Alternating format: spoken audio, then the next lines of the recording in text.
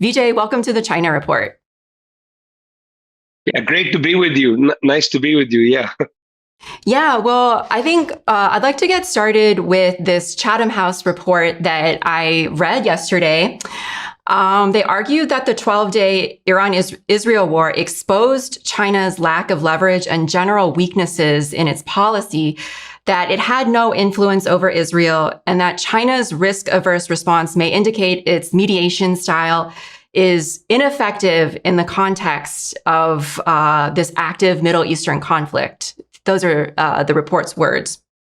And I know we talk a lot about China's policy of non-intervention here, but there is a lot of frustration also among people who have been helplessly watching this genocide unfold in Gaza over the past couple of years. And, they may wonder why China didn't do more to directly come to Iran's aid, whether it be providing military support, or at least stop trading with Israel, right?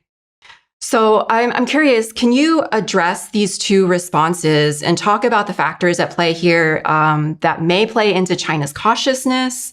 How much of its policy around Iran was pragmatism, like not wanting to jeopardize its relations with the West and the GCC, its BRI investments across the Gulf and the Middle East, or not wanting to disrupt its oil supplies?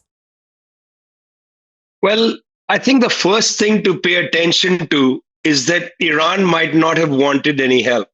Iran is a country of 90 million people, a very old continuous civilization that goes back to the earliest recorded memories of humans. They are a very proud people. They are proud of their abilities, their government, in a sense, even if they may disagree with this or that policy.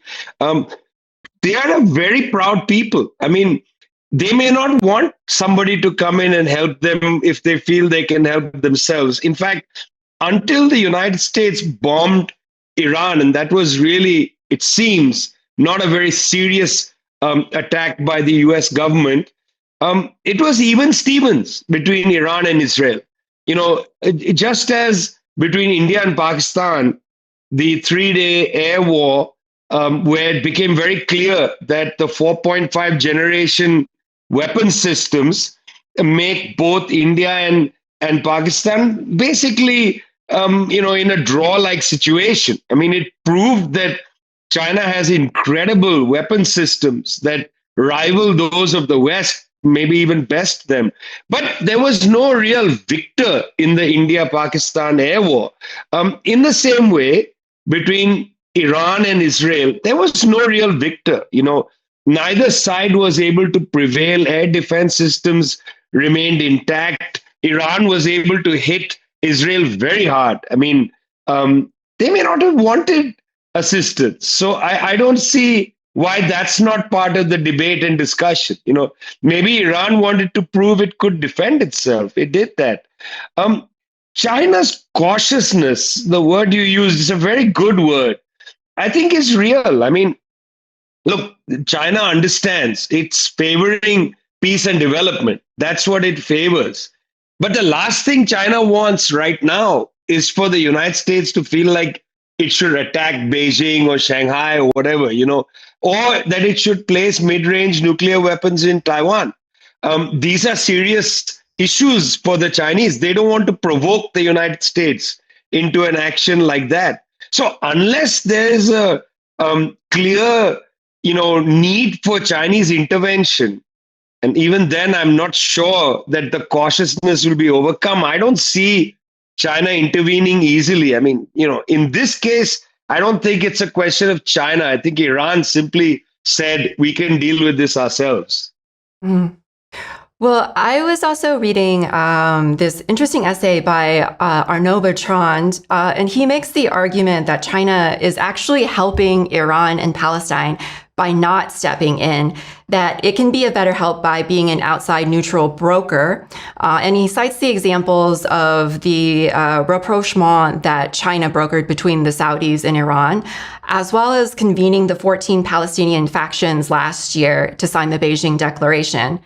And he argues that if China gets involved in Gaza, then that becomes this greater proxy war between the US and China, and the public starts seeing the Palestinians as pawns in this geopolitical, chessboard, in this great power competition, rather than victims seeking justice.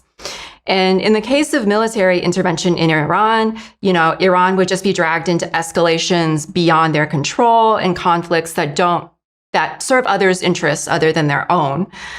And, then there's the matter of Taiwan and reunification. If China gets caught up in these distant military ventures, then that gives the U.S. justification to increase its military encirclement of China, which obviously wouldn't be of any benefit to them. So I guess I'm wondering your thoughts on this line of argument that the China of today isn't the Soviet Union. It's not even the China like during Mao, where they sent soldiers to support these national liberation movements, nor should it be, right? That this argument that the China of today is far more powerful and can wield more influence over the long term as a third party above the military fray. Yeah, well, let's take military support and consider the Palestinian question. There is no airport in Gaza that the Chinese could send long-range jet fighters into. There is no place to land. There is no place to land in the West Bank. I mean, the Israelis have made sure of that. There used to be an airport in Gaza, the Yasser Arafat airport near Rafah, but that has been destroyed a long time ago. So there's no way for China to get aerial, build an air bridge into Gaza and then, let's say, release soldiers in there. There's just no way to do that. I mean, Russian military aircraft landed in Damascus airport in 2015. That just is not possible with the Palestinians. It's not been possible since, I would say, the first Intifada in the 1980s. Secondly, when this genocide began, the United States effectively blockaded the Eastern Mediterranean. So no Chinese ship would have been able to go up to the shoreline of Gaza. It's just impossible without a direct confrontation with the US Navy, in the Mediterranean. So would China, which is, as I said, a defensive power, doesn't have the military strength with a forward policy that the United States has. The United States has 900 military bases around the world. The Chinese have basically none. There's a base in Djibouti, but that's not a aggressive military base. That's to support a UN mission against piracy. So would the Chinese government have been willing to confront the US, in the Mediterranean, have a direct clash? I don't think that would have been good for the world, let alone for the Palestinians. It wouldn't have helped anything. So I just think that the idea that, well, why can't the Chinese do something militarily, is naive unless you want the Chinese government to go to war with the United States to stop the genocide of the Palestinians. I think there's something naive in that. We don't understand the geography of the genocide. And then when it comes to diplomatic maneuvers and support, I think, the Chinese have been doing what they can. Obviously, one would like to see more. For instance, I would like to see more, convenings of the UN Security Council, more resolutions put forward that force the United States to veto them, to show that it's entirely complicit in the genocide. I would like to see more of that. I'd like to see much more Chinese pressure, let's say, against companies. Today, Francesca Albanese has released a report which is called From the Economy of Occupation to the Economy of Genocide. Very important report from the special rapporteur, the UN special rapporteur on Palestinians. Francesca Albanese's team has done some terrific research. They show the complicity, what she calls the enablers of the genocide, these corporations. Maybe the Chinese government picks one or two of these corporations that do business in China and says, get out of China. You are a genocide enabler. All of that would be great. I would like to see that happen. It's not happening. One must call for it to happen. I think that there is space. There are some things the Chinese government can do, but one should not, say, well, I'm disappointed they don't send in the military. That's simply not possible in this genocide. I mean, you want to put pressure on anybody, put it on the US government to stop being a co-participant in the genocide. You can't stop the Israeli government right now, but much more pressure on Europe, on the US government and so on would be great. I just don't think the Chinese or the Brazilians or the South Africans can do more than they're doing, maybe a little bit more here and there. Mm. Well, I want to play this clip to get your reaction. This was from a Council on Foreign Relations panel a couple of weeks ago with Ariana Schuyler Mastro. She's a professor of political science at Stanford now, but before that, she was a top strategic analyst at the Department of Defense for the Indo-Pacific Command. So in this clip, she talks about her work in the Pentagon and getting impatient with officials because they could never fully make the full pivot to Asia. They could never fully commit to confronting China because we'd always get embroiled in all these other military adventures that would kind of suck up the resources away from a war with China. And she contrasts it to China's foreign policy, where they exercise more of what she calls strategic discipline, and they don't overextend themselves militarily the way that we do. So yeah, if we can play this clip. And here we are in 2025. And I have to tell you, as someone who has worked on strategy and plans, and if I can toot my own horn, I've won 2 Officer of the Year awards for my ability to do strategy and plans. It's not that hard. Just do it. Just stop doing this other stuff and pivot towards Asia and focus on Asia, right? So while we are sitting over here, I can tell you, I would love it if the United States could do everything. Like, let's go build that Golden Dome that's going to be useless, and let's go march in the streets of DC. Let's do it all, but we do not have the resources, right? The United States spent more on its nuclear weapons than China spent on its whole military since 2006. And so while we sit in these defense circles and we pat ourselves on the back about how we won the Cold War because we convinced the Soviets to spend money and do stupid things, how can we then say in the same breath, maybe we should deploy troops again to the Middle East to fight this war? And so for me, we've run out of time. I've had policymakers say to me, Oriana, we're just going to do this. We're just going to do this first, and then we're going to do this. Meanwhile, China has been very strategically disciplined. They do not believe in foreign military intervention as a tool of power. They want to dominate Asia militarily, and we're going to talk about that on this panel. And a lot of people would consider me a China hawk because of my writings on that issue. But when it comes to the rest of the world, they're focused on using political and economic tools. Now, we might sit here and look at them and say, oh, that's not possible. Sure, wouldn't it be nice if you could protect your interests without sort of gunboat diplomacy? But the truth is they've done it successfully for 30 years. And, leaving judgment aside, the war in Afghanistan cost the equivalent of 10 Belt and Road initiatives. So which one is more impactful on the world? And so it's very difficult. The Chinese, they sit over there and they're just like, we want to stay out of it. Even with Iran, when you see people are talking about the autocratic quad of Iran and North Korea and Russia, and when I talk to the Chinese about it, they do not want that bloc because they understand they want to have their cake and eat it too. They have close relationships with those countries that give them strategic leverage. But their most important economic relationship is with Europe, right? The strategic relationship is with the United States. And so I have often tried to articulate recommendations to drag them into these things. And in a recent foreign affairs piece, I said when it came to Iran and others, we should start punishing China for the misbehavior of some of their friends. And when I talked to party officials about it, they read that article because everyone reads foreign affairs. And they said to me, Oriana, we hate this thing you wrote. I said, but why? I said, you didn't want this autocratic bloc. Isn't that nice? And they said, yeah, but you said we should suffer for how the Iranians and the North Koreans and the Russians behave. We don't like that, right? So the global order is going to be shaped by the fact that they're going to continue to compete efficiently and effectively moving forward while we continue to do 100 things at the same time. And that's how great powers decline. Yeah, so your immediate thoughts. Well, I was struck by a 2-sentence contradiction that followed each other. She first said, I think quite accurately and correctly, that China doesn't believe in foreign intervention. I think that's a pretty accurate statement. We haven't seen Chinese foreign military intervention anywhere, and China has always condemned foreign military interventions. Indeed, China condemned the Russian entry into Ukraine when it happened in 2022.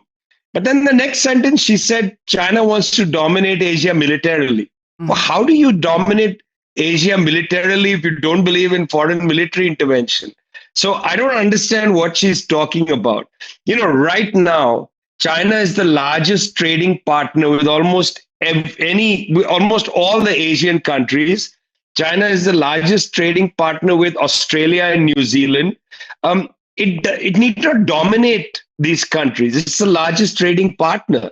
If these countries want to do something different, they are well within their powers to do different things. If they want to prevent China from importing their raw materials, as Indonesia has said about nickel, they are welcome to process their nickels. In fact, the Chinese government has said, we'll help you process the nickels. They've said in Africa, we'll help you industrialize. Why? Because China does not want to continue to be an importer of raw materials. It wants to move to the next generation, what it calls the new quality productive forces. So this idea, of China wanting to dominate the world at the same time, because she is, partly an informed person, at the same time as she says that doesn't believe in foreign military intervention, strikes me as peculiar. I mean, if a country doesn't believe in foreign military intervention, one should salute that and not be threatened by it. Why would you want to punish China for trading? You want capitalism. You believe in Adam Smith. You believe in the free market. Well, get your act together and make things. Compete with China. Become the leading trading partner of South Korea again. Become the leading trading partner of Japan again. But you can't do it. That's the problem.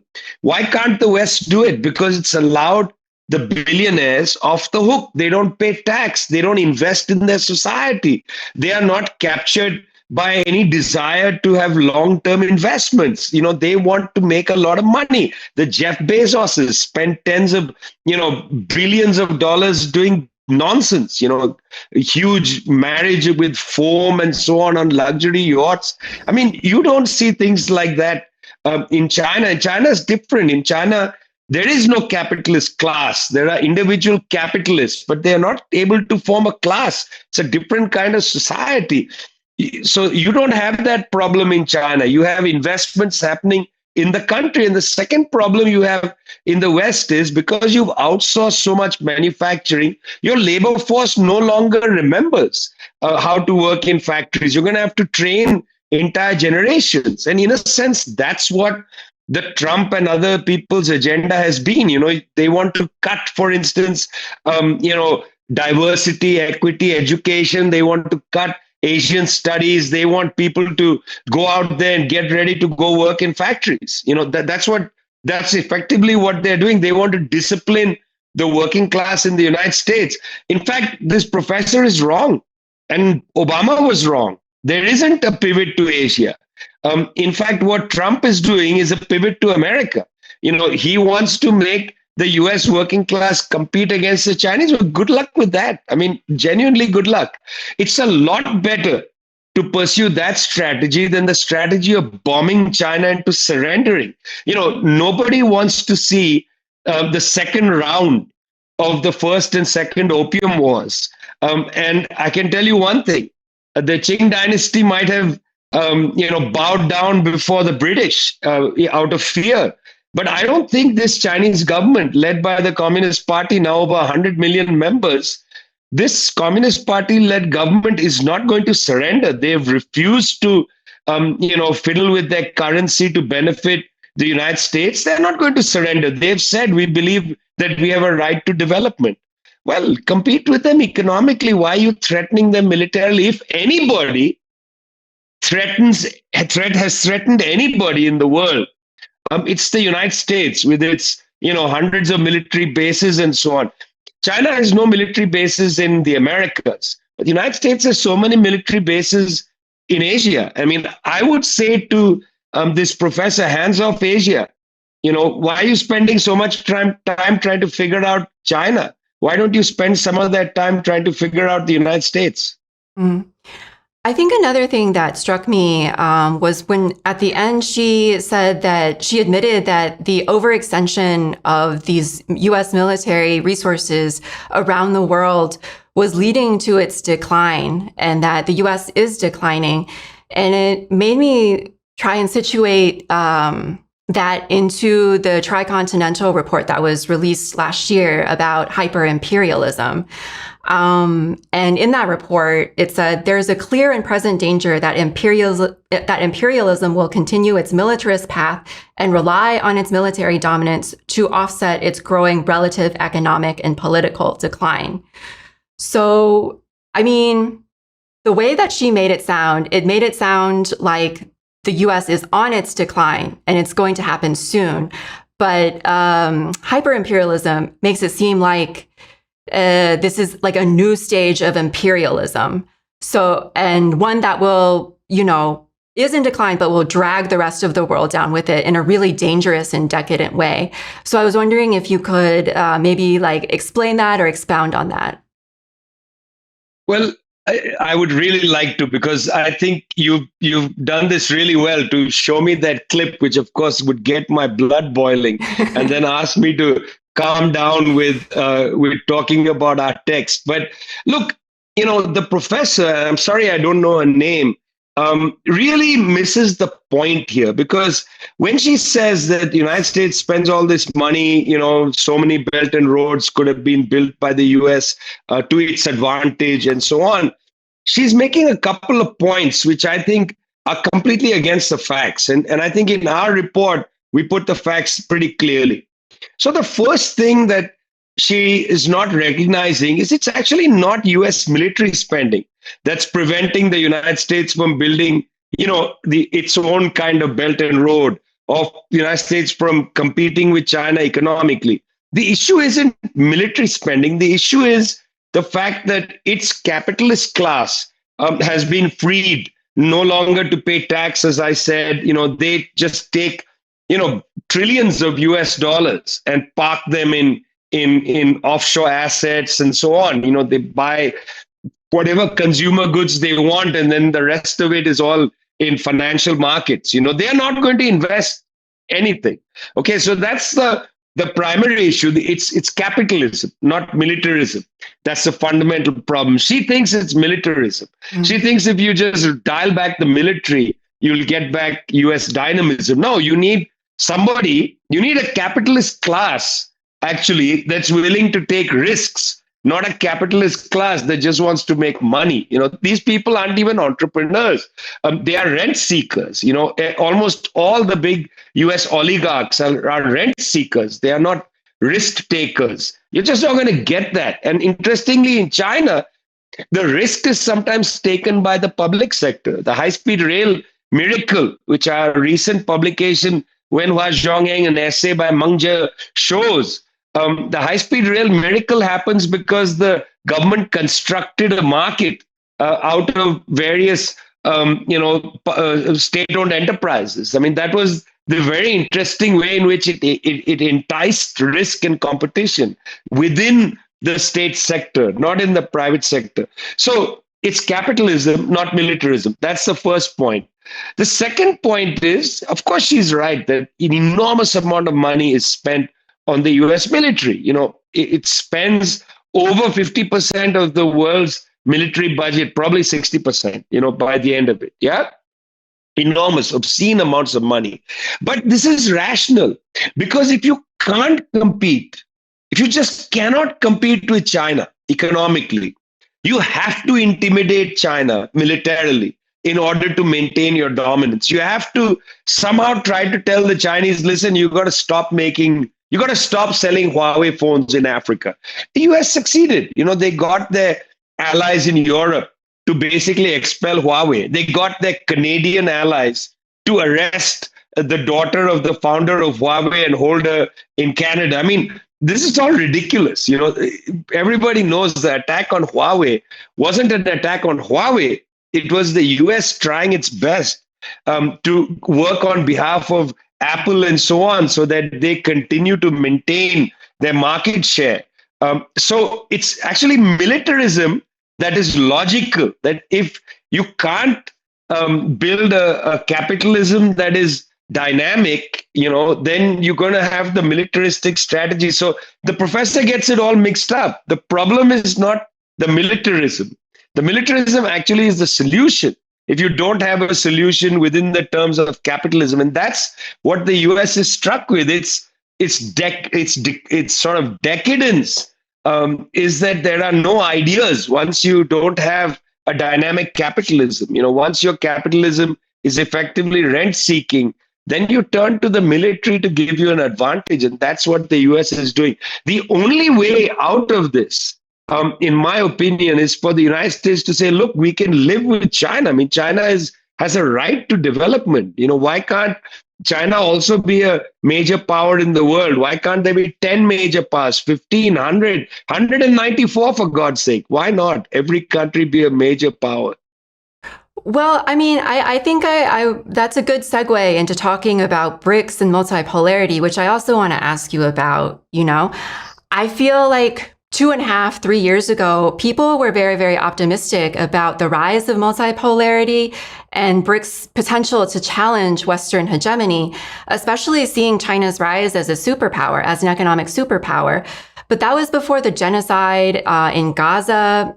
And what the genocide has shown is that the US empire is maybe not quite as close to collapsing as others, as some may, have liked, may have hoped for. And BRICS countries aren't really able to restrain the US-Israel alliance or come to the defense of its members. So, I mean, we're almost 2 years into the Gaza genocide. It doesn't really seem to be slowing down, and the devastation is just unimaginable. So, I mean, how do you evaluate multipolarity now, like given all that, and given the optimism surrounding it just a few years ago? How has the balance of forces, have they really changed? Well, I mean, this is a very tough question because we're in the middle of major changes in world affairs. The first thing is, in 2009, when the BRICS was formed as a body, it was effectively a trade body. These were large countries in the global south that understood that the markets in the United States and Europe after the big credit crisis in the North Atlantic states, you remember the housing crisis in 2007 and 8. After that, these countries felt, look, we need to trade with each other more. We can't rely on US and European markets for our goods and services. So the initial BRICS was basically a commercial trade venture. And there was some pushing and prodding at the edges on politics, for instance, permanent seats at the United Nations, and so on. But even here, there was a lot of disagreements. I mean, China was not sure and continues to be not sure about India getting a permanent seat at the Security Council. There is no permanent Latin American seat. There is no permanent African seat. These issues were on the table, but nobody really was putting them forward, banging away. Why isn't there an African country with a permanent seat at this? Have you heard anybody? No, it's not a big issue. Over the course of the last decade, particularly, as matters have got more and more uneasy, the United States really going crazy, the pivot to China. I mean, what pivot to China? That was in 2011, 2 years after the BRICS was formed. What was the United States? What did they want to do? You want to blow things up? The BRICS got a little more active at that time. There was a little more concern about militarism. There was concern about, for instance, the bombing of Gaza in 2014. The BRICS felt the need to make a statement about that, and so on. And you began to see the BRICS position itself as a bloc of peace and development, as against the Western bloc of war and austerity. There was this, slight disagreement between the BRICS and the global North on these issues. Yeah. But it wasn't some major break, because even when the BRICS created a new development bank, the so-called BRICS Bank, when they tried to develop an alternative to the IMF, the International Monetary Fund. It was called a contingency reserve arrangement. Didn't really take off. But all of these instruments were not so different than the Western instruments. They were not completely detached from Western financial systems. It's when the West started to sanction everybody, particularly Russia and even China. And, when Trump first went after China with the trade war, these countries began to understand the world differently. Like, if we're going to get attacked by the West, if we're going to get thrown out of the international financial system by the West, we've got to build our own stuff. So they started actually to accelerate some of these processes. The term multipolarity comes from American political science, which likes these binaries between unipolarity, I don't think these are useful. I don't think there really ever was a unipolar system. I think the United States attempted to become unipolar, but even then, there were always so-called rogue states that were not obeying the great master.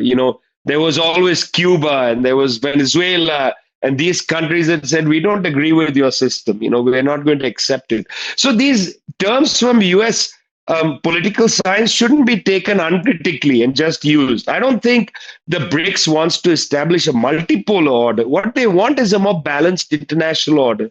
They want a multilateral system, where the United Nations is the core body and you multilaterally deal with problems and so on. Not that there's a US pole and a Chinese pole and nobody wants that. That's the worst way to think about world affairs. The Chinese certainly don't want to create a Chinese pole. They want to be part of a multilateral system, a multilateral international system, United Nations Charter at the center of it.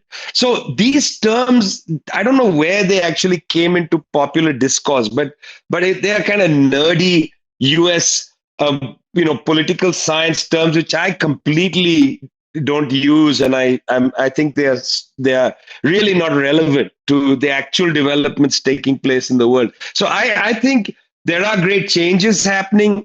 There is an attempt by these countries to push for a more multilateral system, but they have their contradictions between each other. Things are not so easy. Many of them don't get along. They have very different political systems. China is led by a communist party. India has been, since 2014, led by a right-wing political party. Russia is led by a patriotic bloc, but it's not a left-wing bloc. These countries are all different. Brazil oscillated between the center left and the far right. I mean, what are we talking about? Yeah, they don't have the same political viewpoints. Very difficult for them, to just come together and be like, hey, listen, let's create a pole. It's not going to happen like that. Well, maybe to end, I guess I'd like your final thoughts on whether or not the Israel and Iran ceasefire will hold. And, what are your predictions for the region? Well, I very much hope that the ceasefire will hold. It's in nobody's advantage to start firing missiles at each other. But I'll tell you something that I believe, and I say this with some, realism, but also not with enthusiasm, that I think within a few months, Iran is going to say they have a nuclear weapon. Mm-hmm. And I think Myanmar is going to say they have a nuclear weapon. And perhaps Saudi Arabia will say it has a nuclear weapon. Why? Because these countries have figured out that there are basically two choices. There is the road of Libya, where Libya said we're going to give up our nuclear weapons. And then the state and society was destroyed by bombardment. They just didn't care. They bombed the whole country. Yeah. And the country has not recovered. That bombing took place a decade ago. The country has not recovered. Nobody wants that. And the other example is North Korea. Because, whatever one thinks of North Korea, it cannot get attacked. It has nuclear weapons. It has submarine delivery capabilities for nuclear weapons, the most difficult to defend against. Nobody is going to attack North Korea. I mean, I bet the military in Myanmar was on the phone with North Korea during this conflict saying, send us a bomb, send us a couple of missiles. I think Iran is going to declare this was not a war for non-proliferation. The Israelis conducted a war for nuclear proliferation. And for many countries, poorer countries, a nuclear weapon is cheaper than conventional weapons. You know, in the long term, you just need 5-10 warheads and a bunch of missiles, and you're set. You don't need to use them. You have them. You know, rather than build a large standing army and buy all kinds of equipment, you know, which may not be able to defend against the United States anywhere or against a regional adversary. So I really fear, as I said, I say this with realism, but not with enthusiasm, that I think you're going to get a lot of nuclear weapons in the next couple of years. And it's not necessarily a good or bad thing. It's just going to happen. And the Israelis will be responsible for it. Mm. Well, Vijay Prashad, thanks for your time. Thanks for joining the China Report. We really appreciate it. Thanks a lot for the China Report. 偷偷告诉大家，我最近发现了新法宝 Royal Face 逆时奇迹系列，它有活肤露、全效精华，还有精华霜。尤其我皮肤比较偏干，所以我非常的注重保湿。保湿做得好，肌肤自然烹润。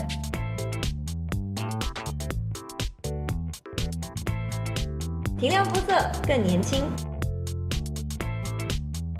抚平皱纹超有感，而且气色变好。用心保养，每天都更美一点。